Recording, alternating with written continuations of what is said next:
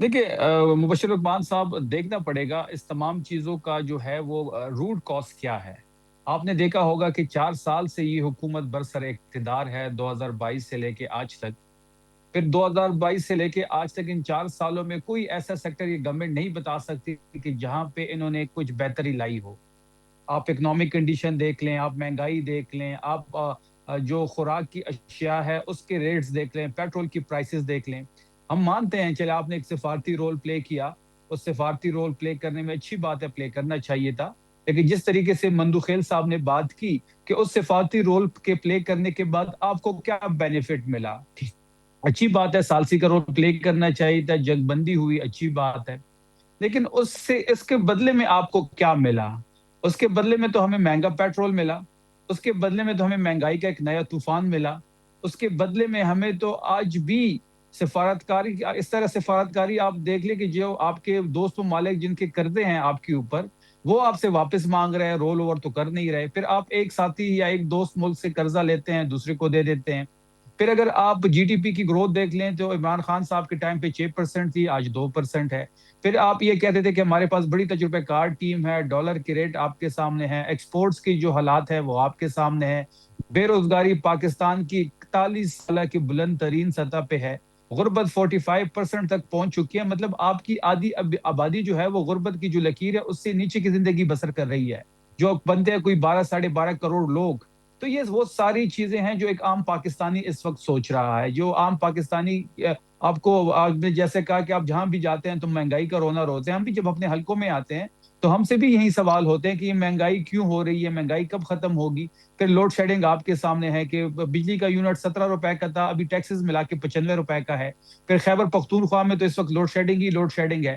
پھر گندم کی وجہ سے خیبر پختونخوا میں آٹا مہنگا مل رہا ہے کیونکہ ترسیل روکی ہوئی ہے پنجاب حکومت نے۔ گیس کی لوڈ شیڈنگ بھی اس وقت خیبر پختونخوا میں ہے۔ ہم 508 MMSCFD پیدا کرتے ہیں مبشر صاحب، اور ہماری جو کپت ہے وہ 180 ہے۔ ہم اپنی کنزمپشن سے 3 گنا زیادہ گیس پیدا کرتے ہیں، لیکن گیس اس وقت ناپید ہے خیبر پختونخوا میں۔ بجلی ہم پیدا کرتے ہیں، بجلی یہاں پہ ناپید ہے۔ تو یہ وہ پالیسیز ہے جو کہ فلاپ کی ہے۔ ان کا وفاقی وزیر خود کہتا ہے جو پانی اور بجلی کا ہے کہ جو حالات ہے وہ آؤٹ آف کنٹرول ہے، اور اس نے ہاتھ کڑے کر دیے ہیں۔ پھر اس میں مہربانی دیکھ لی کہ اس کو بھی تمغے سے تمغہ امتیاز یا جو بھی تمغہ تھا اس سے نوازا گیا۔ تو پریورٹیز اس حکومت کی یہ ہے کہ یہ کوئی عوامی فیصلہ نہ لے سکتے ہیں، نہ لینا چاہتے ہیں، کیونکہ یہ پتہ ہے کہ فارم 47 کے ذریعے آیا ہے، عوام سے ان کا کوئی تعلق نہیں ہے۔ اگلی بار بھی اسی طرح کا کوئی یہ بندوبست کر کے آ جائیں گے، پر اس طرح نہیں ہوگا۔ شفیع، میں عوام آپ کی جو ہے ساری اس وقت باتیں اپنی بالکل جگہ پہ، سراپا ایک بات احتجاج پہ ہے، مجھے بڑا مہنگائی سے اعتراض ہے۔ ایک بات پہ اعتراض ہے، تمغہ امتیاز کی کوئی وقت رہ گئی ہے جس طرح کے لوگوں جی کو مل چکے اور پچھلے 2 سال سے 3 سال سے مل رہا ہے، آپ اس کا کیا ذکر کر رہے ہیں؟ یعنی میں تو لسٹ بھی نہیں دیکھتا اب۔ مبشر نہیں مبشر صاحب، یہ تو پھر آپ اس طرح میں یہ سمجھتا ہوں کہ یہ زخم پہ نمک چھڑکنے کے مترادف ہے کہ ایک آدمی نے جو کہہ رہا ہے کہ میں لوڈ شیڈنگ کے قابو نہیں کر سکتا، میرے ہاتھ کڑے ہیں، پھر وہ جو سولر جو لوگ لگاتے تھے اس پہ بھی یہ کوئی نیٹ میٹرنگ کی پالیسی لے کے آ رہے ہیں۔ مطلب اس بندے نے بیڑا غرق کر دیا ہے عام پاکستانی کا، اور اس کو یہ حکومت جو ہے وہ تمغے سے نواز رہی ہے۔ تو یہ تو بہت ایک بڑا تو ہی کوئی منسٹرز کو قلب تمغہ بزاز ملنا ہے۔ ہی نہیں چاہیے، وہ ڈیزرو ہی نہیں کرتے، وہ اپنا کام کر رہے ہیں، تمغہ کس بات کا؟ پاکستان کے قرضے ختم کر دیے کیا انہوں نے؟ کوثر کاظمی کو بھی لے لیتے ہیں بیچ میں۔ کوثر صاحب السلام علیکم، بالکل سیم تھنگ ٹو یو بالکل سر۔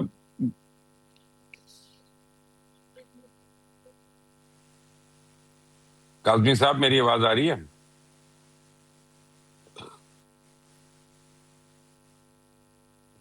اب انہوں نے آپ نے اپنا میوٹ کیا ہوا، اس کو پلیز انگریزی میں لکھا ہوگا MUTE، اس کو دبائیں تاکہ آپ کی آواز آئی یہاں پہ۔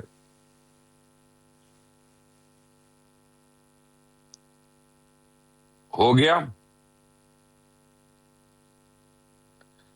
چلیں کوثر کاظمی آ جائیں گے، میرا خیال ہے جب تک شفیع اللہ جان بولیں گے ان کی آواز بند ہی رہے گی، خود سے میوٹ ہی رہے گی۔ تو قادر خان مندوخیل، یہ تو کوئی اچھی بات نہیں ہے کہ پھر پاکستان کی عوام یہ پوچھنے پہ مجبور ہے معذرت کے ساتھ کہ اس سے تو اچھا امریت ہو جاتی، کم از کم وہ جواب تو دیتے رہتے ہیں، آپ لوگ تو جواب بھی نہیں دیتے، نہ مل کر بیٹھتے ہیں۔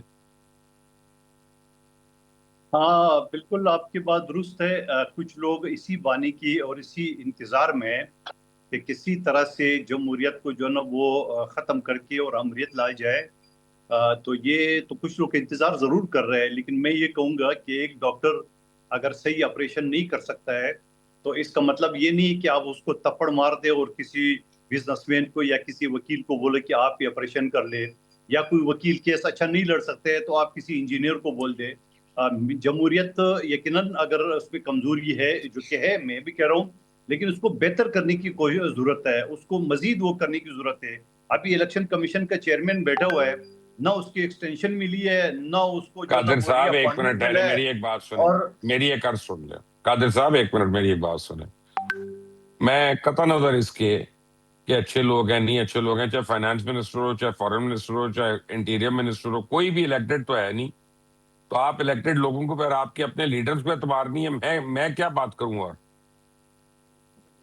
جی پچھلے اسمبلی میں نے جس شخص کو ہرایا تھا مفتاح اسماعیل صاحب کو، اس کو انہوں نے وفاقی وزیر بنا دیا۔ آپ کا ملک کا قانون بھی تو دیکھ لیں، یہ تو آپ کا ملک کا قانون ہے۔ جس شخص کو میں نے ہرایا تھا اور وہ وفاقی وزیر بن کے آگے بیٹھا ہوا تھا اور میں سب سے آخری لائن میں بیٹھا ہوا تھا، اور میں نے اس کے اوپر کچھ جملے بھی کہی ہے تو مسلم لیگ نون کے دوستوں کو جو ہے نا وہ برے لگے کہ یہ کیوں کہہ رہے ہیں۔ تو آپ کے ملک کا جب قانون یہ ایسا ہے کہ ایک غیر منتخب شخص کو آپ سینیٹر بھی بنا لیتے ہو، یا سینیٹر تو چھوڑیے آپ ایڈوائزر بنا لیتے ہو، اور پھر یا 6 مہینے کے لیے آپ وفاقی وزیر بنا لیتے ہو، اور پھر میں ڈپٹی پرائم منسٹر کی بات کروں، کون سا آئین میں لکھا ہوا ہے، کون سا قانون میں لکھا ہوا ہے کہ ڈپٹی پرائم منسٹر کو عہدہ پاکستان میں؟ تو کوئی نہیں ہے، لیکن بن گیا، بیٹھا رہا ہے، انجوائے کرتے رہے۔ نہیں، لیکن اللہ اللہ خیر صلی اللہ۔ ایک منٹ آپ کی حکومت میں پہلی بار ہی ڈپٹی پرائم منسٹر بنا تھا جب چودھری پرویز الہی کو بنایا تھا آپ لوگوں نے؟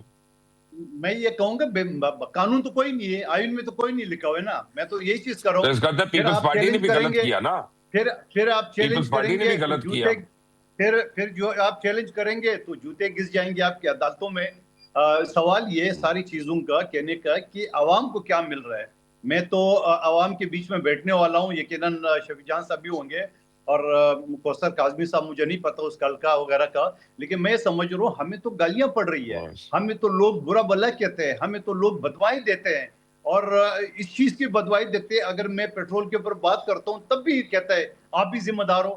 ارے بابا میں کیسے ذمہ دار ہوں؟ جو چلا رہا ہے انہی ذمہ دار ہے، نہیں آپ بھی ذمہ دار ہو۔